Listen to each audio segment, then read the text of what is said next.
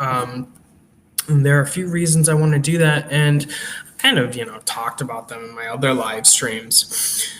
But it comes down to my reason for reading this today comes down to the fact that there are so many misconceptions about what communism is that need to be dealt with.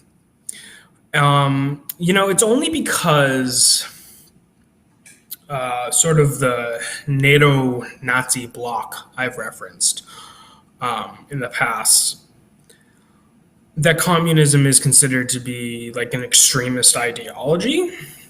But that's not the case. Communism is not an extremist ideology by any means. Communism advocates for workers collectively owning the means of production, like the factories and things of that nature. So it's important to break through this dogma, this rhetoric that the capitalist fascist class is imposing upon us, because it only serves to keep us indebted and chained, enslaved to them taking nice vacations, essentially, or buying politicians who will then turn around and fuck you, all while pretending to be your best friend. This isn't a new phenomenon. This is something we've seen for many, many decades. So with that being said, we're going to get into a reading of the Communist Manifesto. Now, if you have any comments to make, please tag me on Twitter, and I will do my best to check my Facebook. Let's begin. Manifesto of the Communist Party.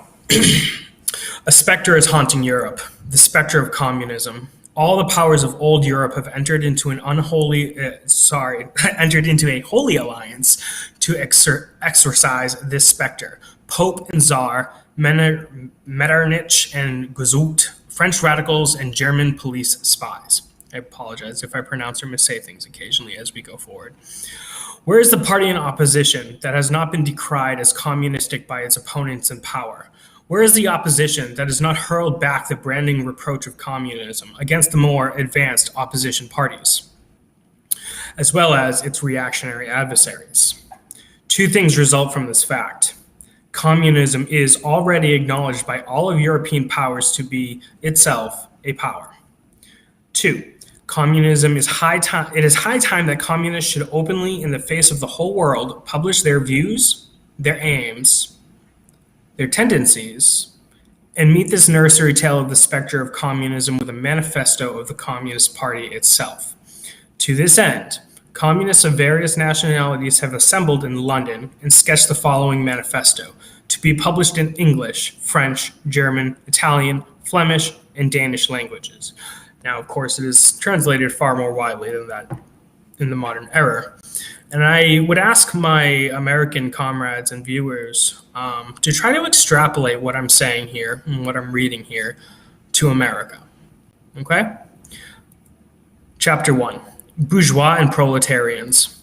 The history of all hitherto existing societies is the history of class struggle.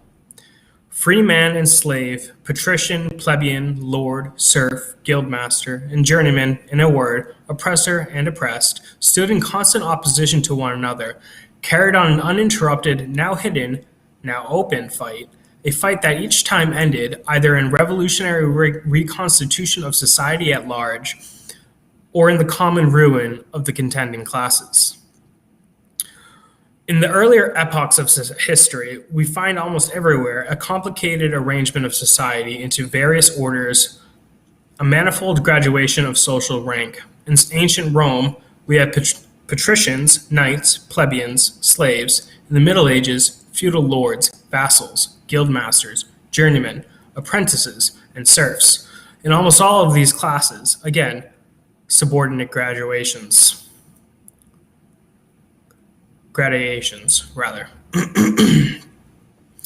modern bourgeois society that has sprouted from the ruins of feudal society has not done away with class antagonisms.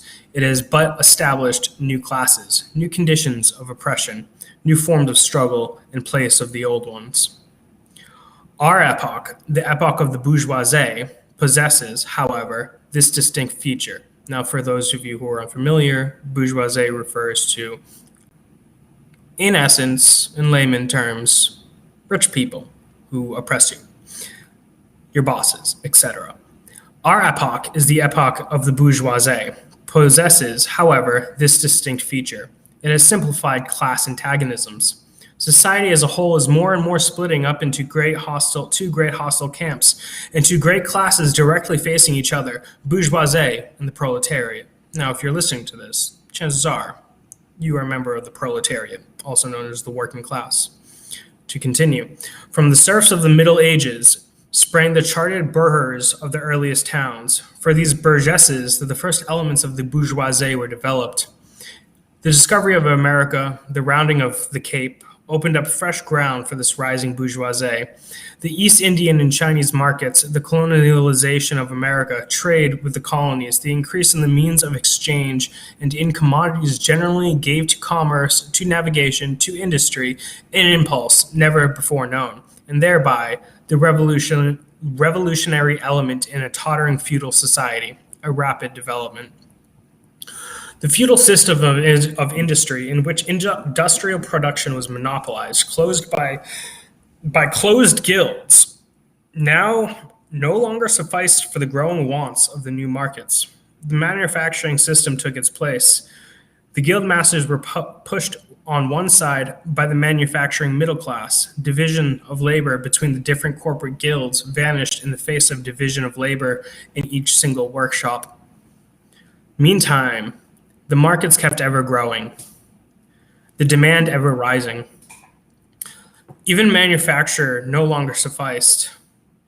Thereupon, steam and machinery revolutionized industrial production.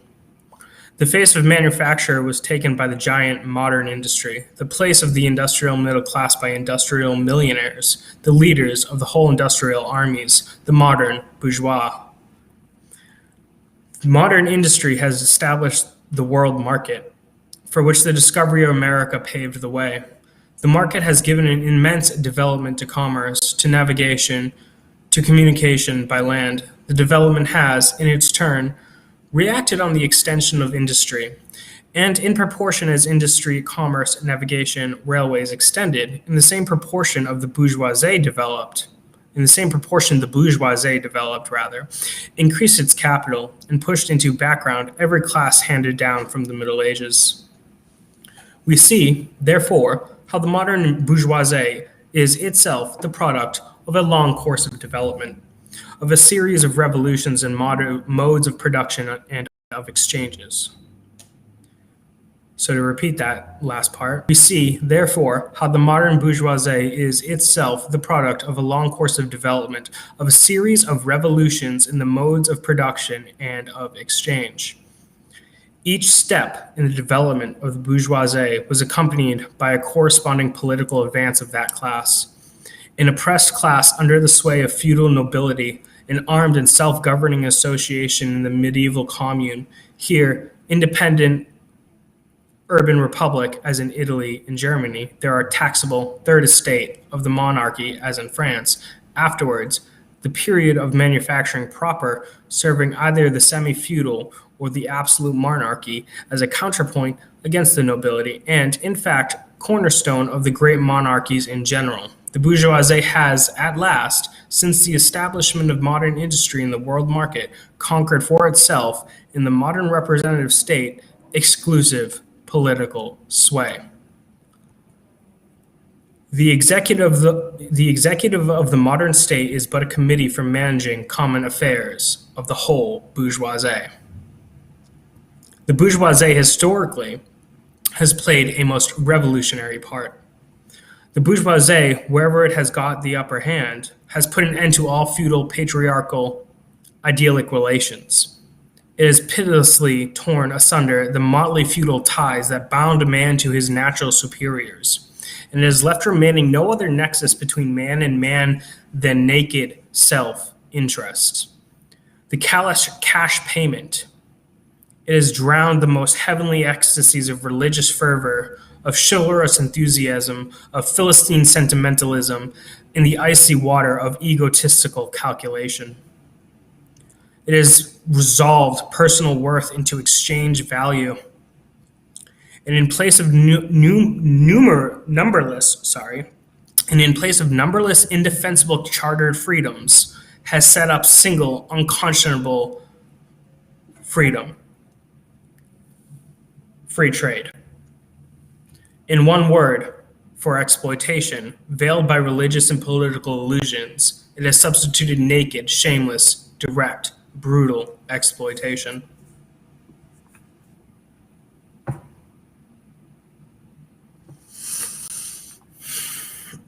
Continuing, the bourgeoisie has stripped of its halo every occupation hitherto honored and looked up to with reverent awe. It has converted the physician, the lawyer, the priest, the poet, the man of science into its paid wage laborers. The bourgeoisie has torn away from the family its sentimental veil. It has reduced the family to relations of mere money.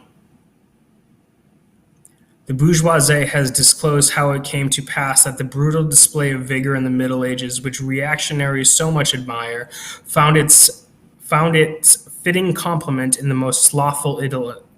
The most slothful indolence.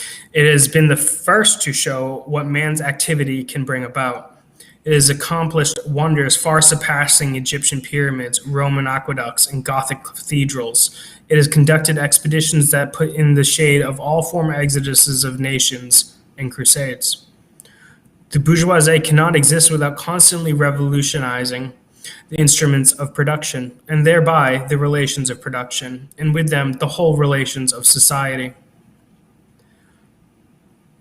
Conservation of the old modes of production in unaltered form was, on the contrary, the first condition of the existence for all earlier industrial classes. Constant revolutionizing of production, uninterrupted disturbance of social conditions, everlasting uncertainty and agitation distinguished the bourgeois epoch from all earlier ones. All fixed, fast-frozen relations with their train of ancient and venerable prejudices and opinions are swept away. All new-formed ones become antiquated before they can ossify. All that is solid melts into air. All that is solid melts into air. All that is holy is profaned, and a man is at last compelled to face with sober senses his real conditions of life and his relations with his kind. The need of a constantly expanding market for its products chases the bourgeoisie over the entire surface of the globe. It must settle everywhere, establish connections everywhere. The bourgeoisie has, through its exploitation of the world market, given a cosmopolitan character to the production and consumption in every country. To the great chagrin of reactionists, it has drawn from under the feet of industry the national ground on which it stood. All old established national industries have been destroyed or are daily being destroyed. They are dislodged by new industries whose introduction becomes a life and death question for all civilized nations. By industries that no longer work up indigenous raw material, but raw material drawn from the remotest zones, in industries whose products are consumed not only at home, but in every quarter of the globe. In place of the old wants, satisfied by the production of the country, we find new wants, requiring for their satisfaction the production of distant lands and climes. In place of the old local and national seclusion and self-sufficiency, we have intercourse in every direction, universal interdependence of nations. And as in material, so also in intellectual production. The intellectual creations of individual nations become common property. National one-sidedness and narrow-mindedness becomes more and more impossible, and from the numerous national and local literatures there arises a world of literature. The bourgeoisie, by all rapid improvement of all instruments of production, by the immensely facilitated means of communication, draws in all, even the most barbarian nations, into civilization. The cheap prices of commodities are the heavy artillery with which batters down all Chinese walls, with which it forces barbarians' intensely obstinate hatred of foreigners to capitulate. It compels all nations on pain of extinction to adopt the bourgeois mode of production. It compels them to introduce what it calls civilization into the midst, to become bourgeois themselves. And in one word, it creates a world after its own image. The bourgeoisie has subjected the country to the rule of the towns. It has created enormous cities, has greatly increased the urban population as compared with rural, and has thus rescued a considerable part of the population from idiocy of rural life. Just as it has made the country dependent on the towns, so it has made barbarian and semi-barbarian countries dependent on civilized ones. Nations of peasants on nations of bourgeois, the East on the West. The bourgeoisie keeps more and more doing away with the scattered state of the population, of the means of production, and of property. It has agglomerated population, centralized the means of production, and has concentrated property in the hands of the few. The necessary consequence of this was political centralization. Independent but loosely connected provinces with separate interests, laws, governments, and systems of taxation became lumped together into one nation, with one government, one code of laws, one national class interest, one frontier, and one customs tariff. The bourgeoisie, during its rule of scarce 100 years, has created more massive and more colossal productive forces than all of the preceding generations together. Subjection of nature's forces to man, machinery, application of chemistry to industry and agriculture, steam navigation, railways, electric telegraphs, clearing of whole continents of cultivation, canalization of rivers, whose whole populations conjured out of the ground. What earlier century had even presentiment that such a productive forces slumbered in the lap of social labor? We see then the means of production and of exchange, on whose foundations the bourgeoisie built itself up, were generated in feudal society. At a certain stage in the development of the means of production and of exchange, the conditions under which feudal society produced and exchanged, the feudal organization of agriculture, of manufacturing industry, in one word, the feudal relations of property, became no longer compatible with the already developed productive forces. They became so many fetters that they had to be bust asunder. They were bust asunder. Into their place stepped free competition, accompanied by a social and political constitution adapted in it, and the economic and political sway of the bourgeois class.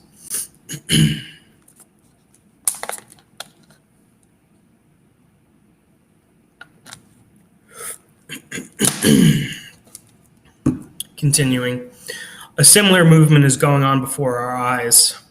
Modern bourgeois society, with its relations of production, of exchange, and of property, a society that has conjured up such gigantic means of production and of exchange, is like the sorcerer who is no longer able to control the powers of the netherworld, whom he has called up by his spells. For many a decade past, history of industry and commerce is but the history of revolt of modern productive forces against modern conditions of production, against property relations that are the conditions for the existence of the bourgeois and of its rule. It is enough to mention the commercial crisis that by their periodical return put the existence of the entire bourgeois society on its trial. Each time, more threateningly, in these crises, a great part not only of the existing products, but also of the previously created productive forces are periodically destroyed. In these crises, there breaks out an epidemic that, in all earlier epochs, would have seemed an absurdity, the epidemic of overproduction. Society suddenly finds itself put. Sorry, I lost my place because I got a message. Society suddenly finds itself put back into a state of monetary barbarism. It appears as if a famine, a universal war of devastation, had cut off supply of every means of subsistence. Industry and commerce seems to be destroyed. And why? Because there's too much civilization, too much means of subsistence, too much industry, too much commerce. The productive forces at the disposal of society no longer tend to further the development of the conditions of bourgeois property. On the contrary, they have become too powerful for these conditions by which they are fettered, and so soon as they overcome these fetters, they bring disorder into the whole of bourgeois society, endanger the existence of bourgeois property. The conditions of bourgeois society are too narrow to compromise the wealth created by them. And how does the bourgeoisie get over these crises? On one hand, by forced destruction of a mass of productive forces. On the other, by the conquest of new markets, imperialism, and by more thorough exploitation of old ones. That is to say, by paving the way for more extensive and more destructive crises, and by diminishing the means whereby crises are prevented. The weapons with which the bourgeoisie felled feudalism to the ground are now turned against the bourgeoisie itself. But not only has the bourgeoisie forged the weapons that bring death to itself, it has also called into existence the men who are to wield those weapons, the modern working class, the proletarians. In proportion as the bourgeoisie, i.e., capital, is developed, in the same proportion is the proletariat. The modern working class developed a class of laborers who live only so long as they find work, and who find work only so long as their labor increases capital.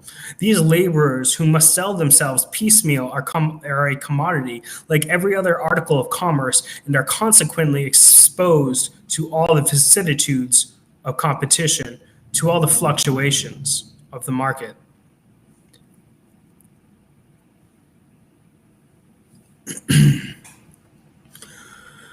Owing to the extensive use of machinery into the division of labor, the work of the proletarians has lost all individual character and, consequently, all charm for the workman. He becomes an appendage of the machine, and it is only the most simple, most monotonous, and most easily acquired knack that is required of him. Hence, the cost of production of a workman is restricted almost entirely to the means of subsistence that he requires for maintenance and for the propagation of his race. But the price of a commodity, and therefore also of labor, is equal to the cost of production. In proportion, therefore, as the repulsiveness of the work increases, the wage decreases. Nay, more, in proportion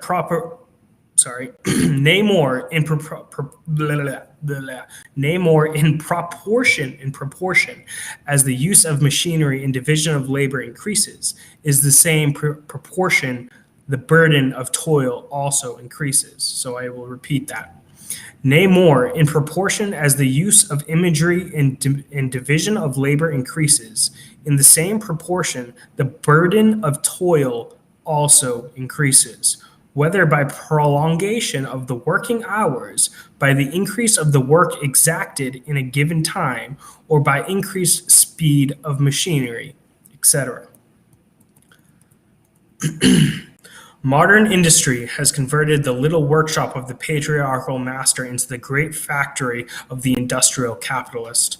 Masses of laborers crowded into factory and are organized like soldiers. As privates of the industrial army, they are placed under the command of a perfect hierarchy of officers and sergeants. Not only are they slaves of the bourgeois class and of the bourgeois state, they are daily and hourly enslaved by the machine, by the overlooker, and by, above all, the individual bourgeois manufacturer himself. The more openly this despotism proclaims gain to be its end and aim, more petty, the more hateful and more embittering it is. The less the skill and exertion of strength implied in manual labor. In other words, the more modern industry the more modern industry becomes developed, the more the labor of men superseded by that of women. Defenses of age and sex no longer any distinctive social validity of the working class are all instruments of labor, more or less expensive to use according to their age and sex.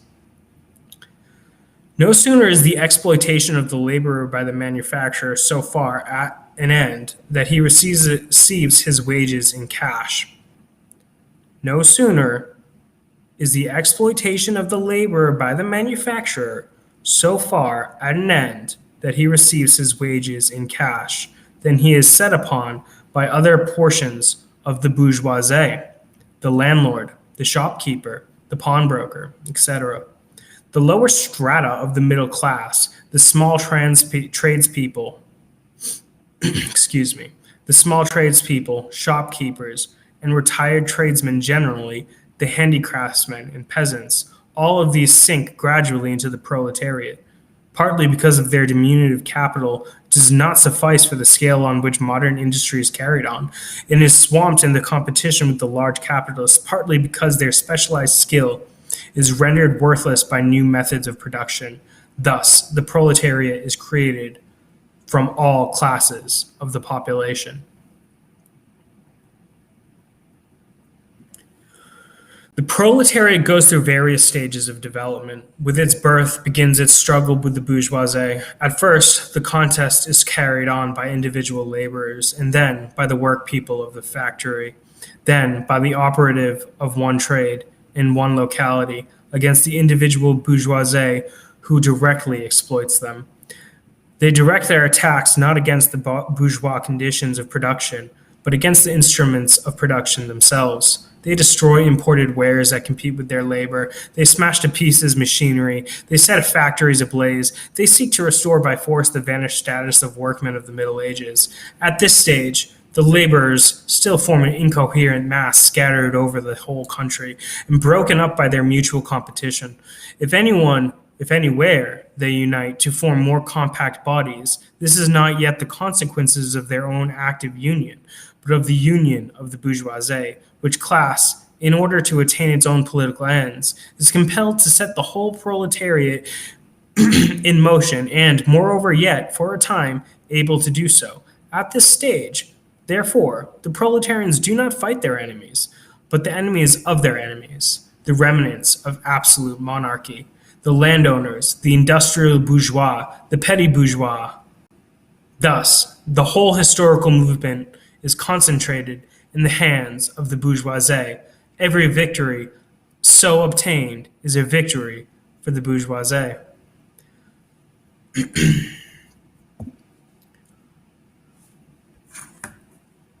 Just a moment.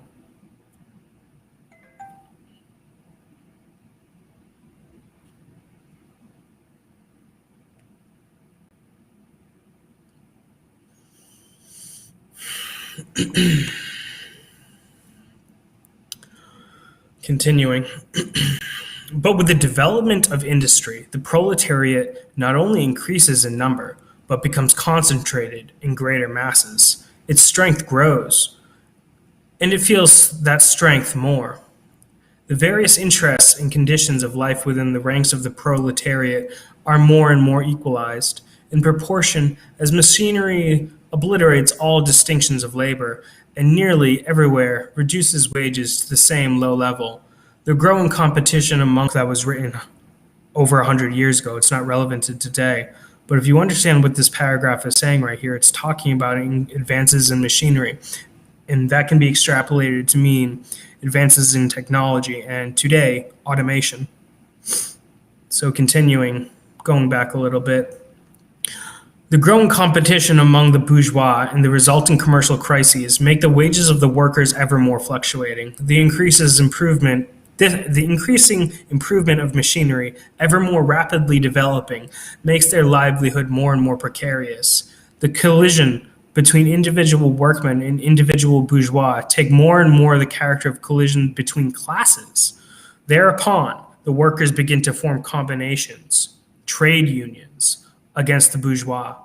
They club together in order to keep up the rate of wages. They found permanent associations in order to make provisions beforehand of these occasional revolts. Here and there, the contest breaks out into riots. Now and then, the workers are victorious, but only for a time. The real fruit of their battle lies not in the immediate results, but in the ever-expanding union of workers. The union is helped on by the improved means of communication that are created by modern industry and that place the workers of different localities in contact with another. It was just this contact that was needed to centralize in numerous local struggles of all the same character into one national struggle between classes. But every class struggle is a political struggle, and that union to obtain which the burghers of the Middle Ages, with their miserable highways, required centuries, the modern proletarian, thanks to railways, achieve in a few years. The organization of the proletarians into a class and consequently into a political party is continually being upset by the competition between the workers themselves. But it never arises up again, stronger, firmer. But it ever rises up again, stronger, firmer, mightier. It compels legislative recognition of particular interests by the workers. By taking advantage of the divisions among the bourgeoisie itself, thus the 10 hours bill in England was carried.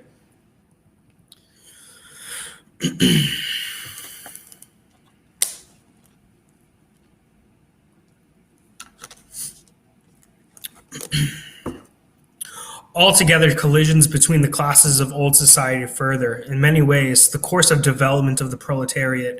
The bourgeoisie finds itself involved in a constant battle, at first with the aristocracy, later on with the portions of the bourgeoisie itself, whose interests have become antagonistic to the progress of industry. At all times within the bourgeois of a foreign country, in all of these battles, it sees itself compelled to appeal to the proletariat. To ask for help, and thus to drag it into the political arena. The bourgeois itself, therefore, supplies the proletariat with its own elements of political and general education. In other words, it furnishes the proletariat with weapons for fighting the bourgeoisie. I'm almost reminded of social media and Elon Musk with his Dogecoin pumping by this paragraph. Anyways, obviously that is not in the text. Continuing. Further, we have already seen entire sections of the ruling class are, by the advance of industry, precipitated into the proletariat, or at least threatened in their conditions of existence. These also supply proletariat with fresh elements of enlightenment and progress.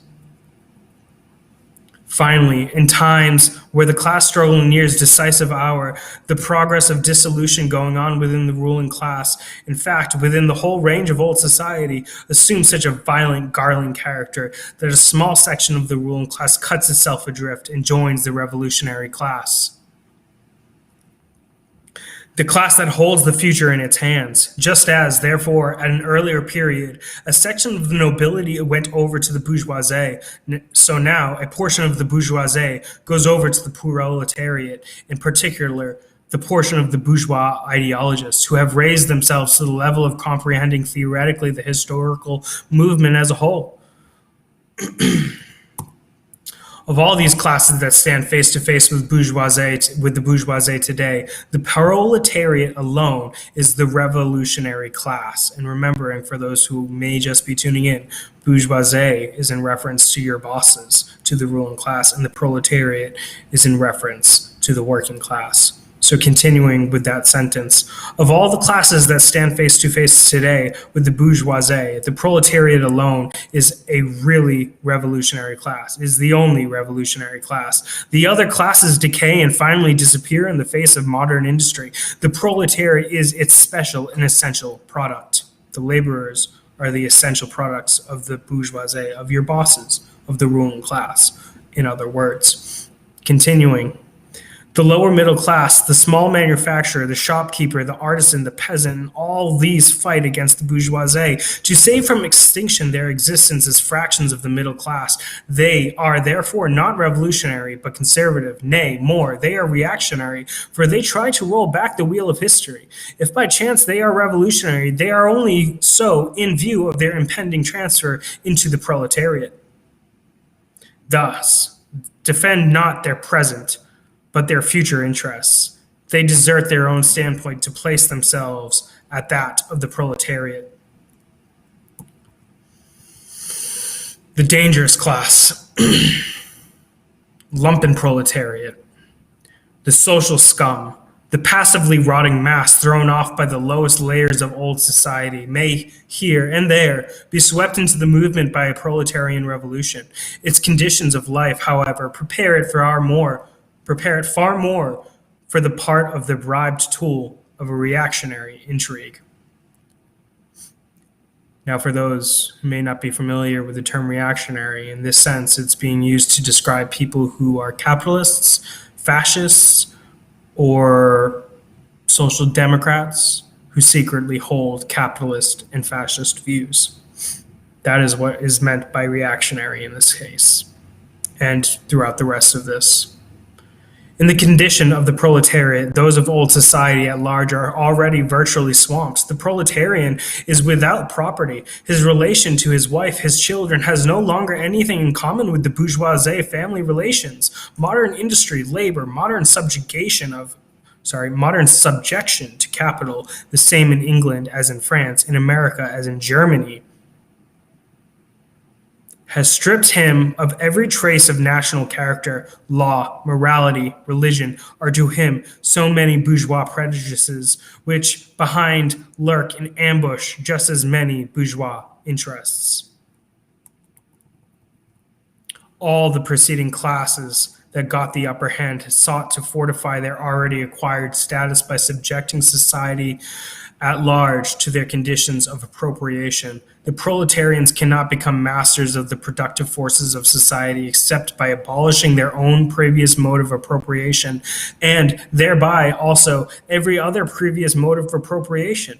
They have nothing of their own to secure and to fortify. Their mission is to destroy all previous securities for insurances of individual property. All previous historical movements were movements of minorities and or in the interest of minorities. The proletarian movement is the self-conscious, independent movement. And this is not talking about minorities as we think of them as Americans, like immigrants and undocumented people. This is not in reference to that. This is in reference to classes and groups of people on a more holistic level, I believe. So, beginning at the beginning of that, all previous historical movements were movements of minorities or in the interest of minorities. The proletarian movement is the self-conscious, independent movement of the immense majority. In the interest of the immense majority, the proletariat, the lowest stratum of our peasant society, cannot raise itself up without the whole superincumbent strata of official society being sprung into the air. Though not in substance, yet in form, the struggle of the proletariat with the bourgeoisie is at first a national struggle. The proletariat of each country must, of course, first of all, settle matters with its own bourgeoisie. In depicting the most general phases of development of the proletariat, we trace the more or less veiled civil war raging within existing society up to the point where that war breaks out into open revolution and where the violent overthrow of the bourgeoisie lays the foundation for the sway of the proletariat. Hitherto, every form of society has been based, as we have already seen, on the antagonism of the oppressed classes. Hitherto, every form of society has been based, as we have already seen, on the antagonism of oppressing and oppressed classes. But in order to oppress a class, certain conditions must be assured to it under which it can, at least, continue its slavish existence. The serf, in the period of serfdom, raised himself to membership in the commune, just as the petty bourgeois, under the yoke of feudal absolutism, managed to develop into the bourgeois. The modern laborer, on the contrary, instead of rising with the process of industry, sinks deeper and deeper below the conditions of existence of his own class. He becomes a pauper, and a pauperism develops more rapidly than the population and wealth. And here it becomes evident that the bourgeoisie is unfit any longer to be the ruling class in society. And to impose its conditions of existence upon society as an overriding law. It is unfit to rule because it is incompetent to assure an existence to its slave within slavery, because it cannot help letting him sink into such a state that it has to feed him instead of being fed by him. Society can no longer live under this bourgeoisie. In other words, its existence is no longer compatible with society. The essential conditions for the existence, for the sway of the bourgeois class, is the formation and augmentation of capital. The condition for capital is wage labor. Wage labor rests exclusively on competition between laborers. The advance of the industry, whose involuntary promoter is the bourgeoisie, replaces the isolation of the laborers due to competition by the revolutionary combination due to association. The development of modern industry, therefore, cuts from under its feet the very foundation on which the bourgeoisie produces and appropriates products. What the bourgeoisie therefore produces, above all, are its own gravediggers. Its fall and the victory of the proletariat are equally inevitable. That is the first chapter of the Communist Manifesto.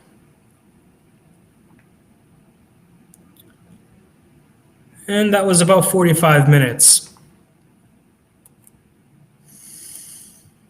There are a couple more chapters, and I will aim to read one a day until we've completed the Communist Manifesto. I hope everyone enjoyed this. I hope everyone learned something. If you want to go back and reread, visit Marxists.org. That's MARXISTS.org. Marxist.org has a plethora of free literature, such as the Communist Manifesto. You don't have to pay for it. You don't have to make an account. You can just visit the URL, find what you're looking for, and read it. So I hope everyone enjoyed this. I hope everyone learned something. Workers of the world, unite.